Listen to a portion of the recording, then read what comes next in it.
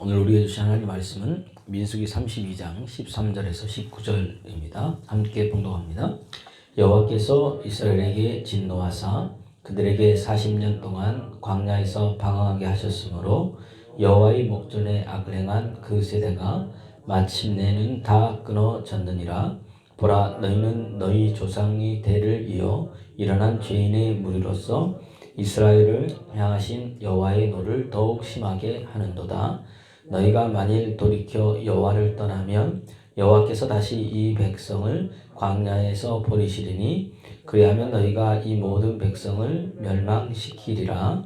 그들이 모세에게 가까이 나와 이르되 우리가 이곳에 우리 가축을 위하여 우리를 짓고 우리 어린 아이를 위하여 성읍을 건축하고 이 땅에 원주민이 있으므로 우리 어린 아이들을 그 견고한 성읍에 거주하게 한 후에 우리는 무장하고 이스라엘 자손을 그곳으로 인도하기까지 그들의 앞에서 가고 이스라엘 자손이 각기 기업을 받기까지 우리 집으로 돌아오지 아니하게 싸우며 우리는 요단 이쪽 곧 동쪽에서 기업을 받았사오니 그들과 함께 요단 저쪽에서는 기업을 받지 아니하겠나이다. 아멘. 아멘. 오늘은 이제 이스라엘 백성들이 이제 가나안 땅 앞까지 온 겁니다. 이제 요단강을 건너가면 이제 가나안 땅인 겁니다. 가까이 다 왔는데 오늘 이제 두 지파 반, 르우벤 지파, 갓 지파, 므낫세 이 반 지파가 요단강을 건너지 아니하고 요단 동편에 남아 있기를 원했습니다. 특히 보면 이제 르우벤 지파나 같은 갓 지파나 이 사람들은 자기들이 목축이 많았습니다. 양떼가 많았고, 그러니까 그 앞에 이 강물이 있고, 그러니까 어떻게 됩니까? 그들이 건너가기를 원하지 않았습니다. 아이들도 있고. 여러분, 우리 인생 살아갈 때 하나님이 약속하신 곳이 다 있습니다. 눈앞에 다 왔는데 여러분, 내 형편에 내 눈에 보기에 좋은 것 때문에 여러분 그 앞에 있는 어려움만 넘어가면 하나님 약속한 땅인데 여러분들은 어떻게 하겠습니까? 오늘 이 두 지파 반은요, 그 어려움 때문에 또 자기들이 보기에 좋은 그것 때문에 건너가지 않았습니다. 여러분, 우리 삶에 하나님 약속하신 것들이 많이 있습니다. 이제 믿음 안에서 손만 닿으면은 그것이 내 것으로 또 내 안에서 이루어질 건데 우리가 상황 형편 때문에 그것을 내 것으로 취하지 못할 때가 많이 있습니다. 그때 여러분은 어떻게 하시겠습니까? 오늘 르우벤 지파, 갓 지파, 양떼가 많아서 못 갔습니다. 여러분 보세요. 우리 읽진 않았지만 32장 우리 4절 말씀에 보면 한번 읽어보겠습니다. 시작. 곧 여호와께서 이스라엘 회중 앞에서 저손 멸하신 땅은 목축할 만한 장소요 당신의 종들에게는 가축이 있나이다. 그죠? 종들이 있으니 가축이 있습니다. 그래서 저희들은 양떼가 많아가지고 이곳에 이제 좋으니 요단강을 건너가지 않으려고 하는 겁니다. 마지막 순간에 포기해서 하나님이 주신 것을 누리지 못했습니다.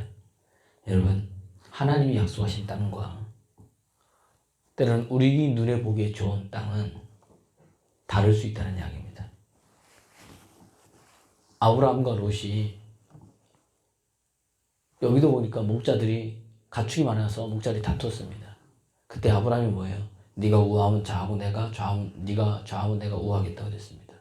롯이 눈을 들어보니까 뭐예요? 소돔과 고모라 옆에 물도 흐르고 너무 좋아 보였습니다. 롯이 그것을 택했습니다. 아브라함이 뭐죠? 하나님이 선한 그 광야인 이제 가나안 땅을 택할 수밖에 없었다는 이야기입니다. 롯이 자기 눈에 보기에 좋은 것을 택했을 때 처음에는 너무 좋은 것 같은데 나중에는 소돔과 고모라가 멸망할 때 아무것도 가지고 나오지 못했습니다. 그것을 우리가 기억해야 됩니다. 그래서 내 눈으로 좋다고 해서 갔는데 모든 것을 잃어버렸습니다. 우리가 룻기서에 보면 나오미가 이스라엘에 흉년이 들었을 때 잔사로 부르고 온 가족이 모압으로 어떻게 보면 이민 간 거죠. 갔습니다. 돌아왔을 때 어떻게 됩니까? 아무것도 없이 뭐죠? 돌아오게 됩니다. 하나님의 집, 하나님이 있으란 그곳을 떠나는 그 순간 잘돼 보려고 갔는데 결국은 모든 것을 잃어버리는 결과를 낳게 됩니다. 지금 여러분 내 기준, 내 판단이 좋은 것 같지만 여러분 어떻게 보면요 항상 그런 게 아니란 이야기입니다. 시대마다, 때마다, 상황마다 이런 다 다릅니다. 잘 나가는 게 다릅니다.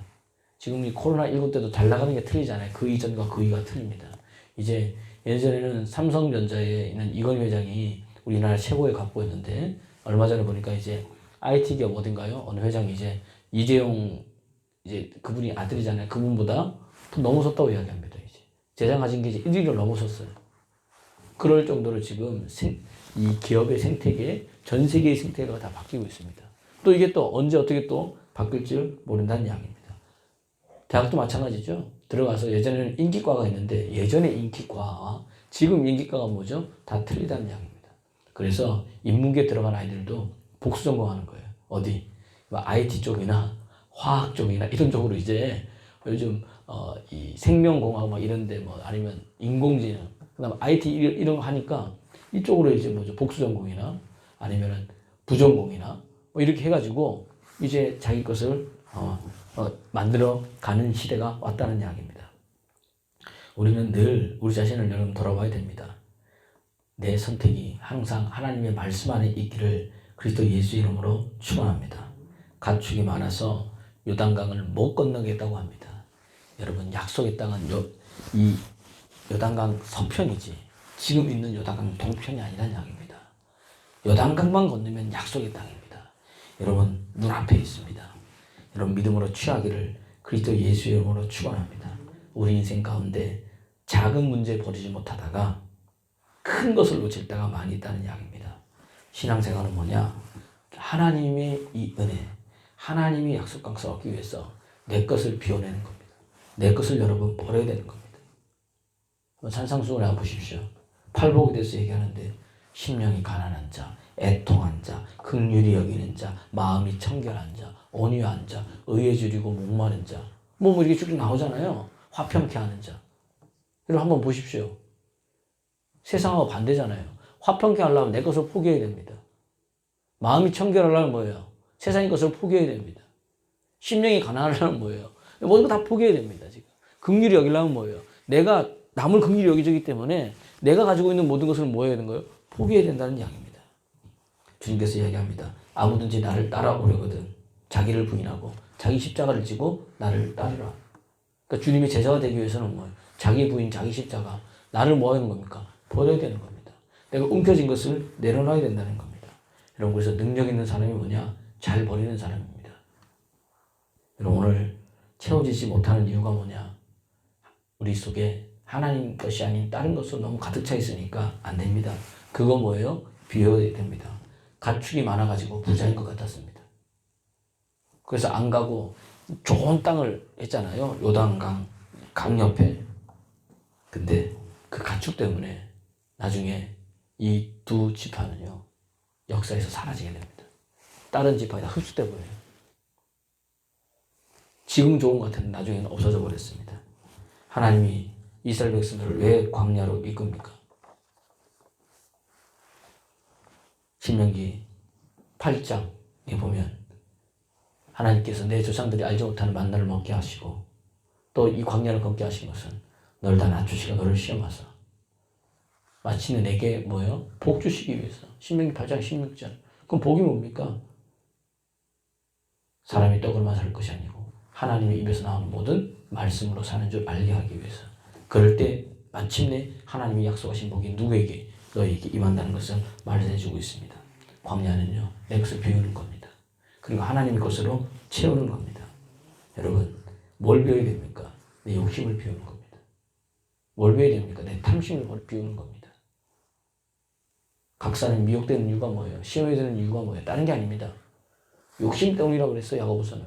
욕심이 잉태한 즉 죄를 낳고 죄가 장성한 즉 사망에 이릅니다. 그 욕심이 그 탐심이 사실은 내면 깊숙이 있는 그것이 내가 하나님께서 내게 준 모든 그 축복을 다 막을 뿐만 아니라 이미 주신 축복도 다 잃어버리게 만든다는 이야기입니다. 여러분, 무엇보다도 하나님의 은혜에 욕심 갖는 사람 되기를 그리스도 예수 이름으로 축원합니다. 핸드폰도 마찬가지입니다, 여러분. 컴퓨터도 마찬가지입니다. 잘 돌아가다가 막 느려질 때 있습니다. 다른 거 없습니다. 제 컴퓨터 많이 느리거든요. 그러면 우리 김주호 성도님은 그럽니다. 목사님 한번 밀어야 됩니다. 민다는 이야기는 뭐냐? 한번 다 초기화시키고 다 지워버리고 새롭게 다시 하면 그 다음 어떻게 돼요? 다시 잘 돌아갑니다. 여러분 초기화하십시오. 생각을 초기화하고 여러분의 가지고 있는 것을 경험을 초기화하고 무엇으로? 하나님의 것으로 다시 다 밀어버리고 다시 세팅하면 됩니다. 그러면 여러분 축복의 물꼬가 트여질 줄로 믿습니다. 할렐루야. 예. 그러나 내가 막 우기면 어떻게 될까요? 하나님 앞에. 하나님께서도 내가 우기면 뭐 때로는 허용도 하신다는 이야기입니다. 오늘 이 본문 6절, 7절 한번 보세요. 시작. 모세가 갓 자손과 르벤 자손에게 이르되 너희 형제들은 싸우러 가거늘 너희는 여기 앉아 있고자 하느냐. 너희가 어찌하여 이스라엘 자손에게 낙심하게 하여서 여호와께서 그들에게 주신 땅으로 건너갈 수 없게 하려 하느냐. 그렇게 되어 있죠. 그러면서 모세가 지금 이 가지 못하겠다는 이 지파들에게 지금 책망을 하고 있는 겁니다. 그러면서 우리 14절, 15절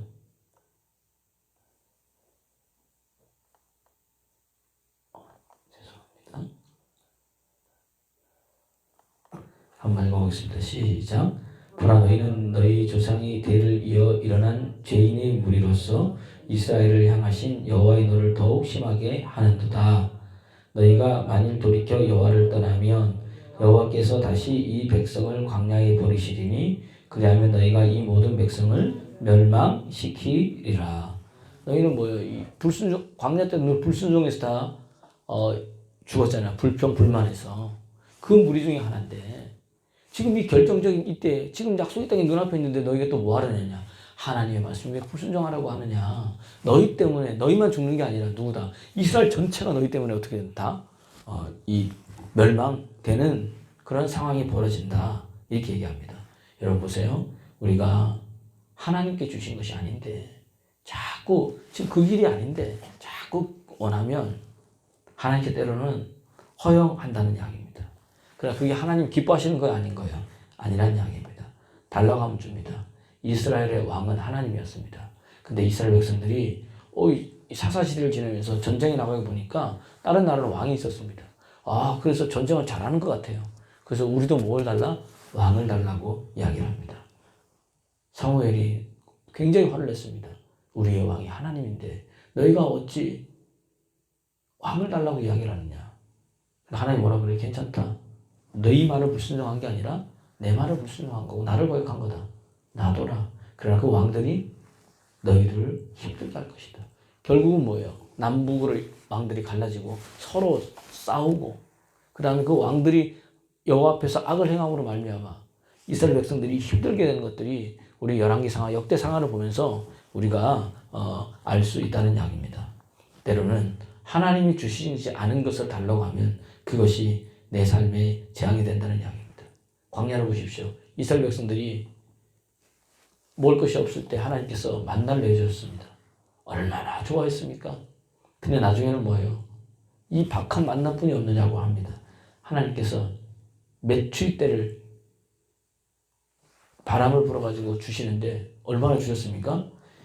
질리도록 먹도록 주셨다는 이야기입니다.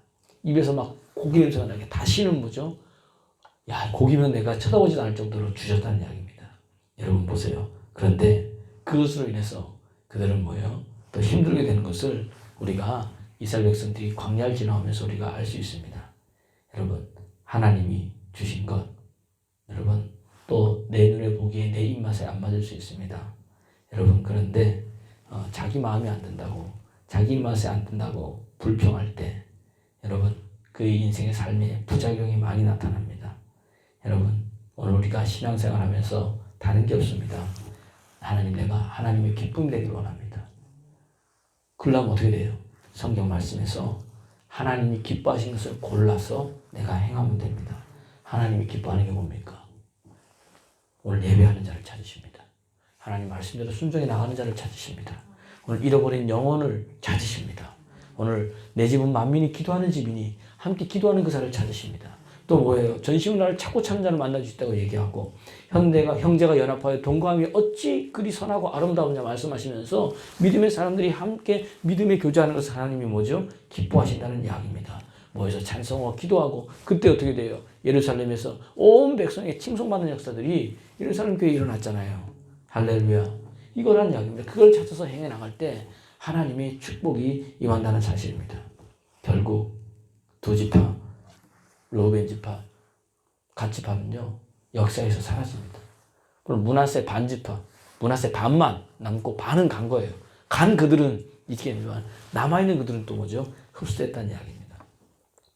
여러분 오늘 이 새벽에 기도할 게 다른 게 아닙니다. 하나님 내게 주신 게 있는데 이렇게 주신 이 은혜가 내가 믿음으로 살아가지 않을 때는 나에게 뭐가 되는 거예요? 큰 걸림돌이 된다는 이야기입니다. 내가 하나님 주신 은혜 오면 올수록 어떻게 돼요? 더 납작 믿음 앞에 엎드려 하나님 앞에 엎드려서 하나님이 기뻐하시는 뜻 붙들고 살게 해달라고 기도하시기를 그리스도 예수 이름으로 부탁을 드립니다. 그럼 하나님 기뻐하시는 뜻만 붙들고 살아갈 때 하나님의 은혜가 끊이지 않게 여러분에게 공급될 줄로 믿습니다. 선줄로 생각할 때 넘어질까 조심하고 그 은혜를 붙들고 나의 나 된 것은 오직 하나님의 은혜임을 여러분 알고 말씀에 순종해서 끝까지 믿음의 경주를 승리하여 하나님의 기쁨이 되는 저와 여러분 되기를 그리스도 예수 이름으로 축원합니다.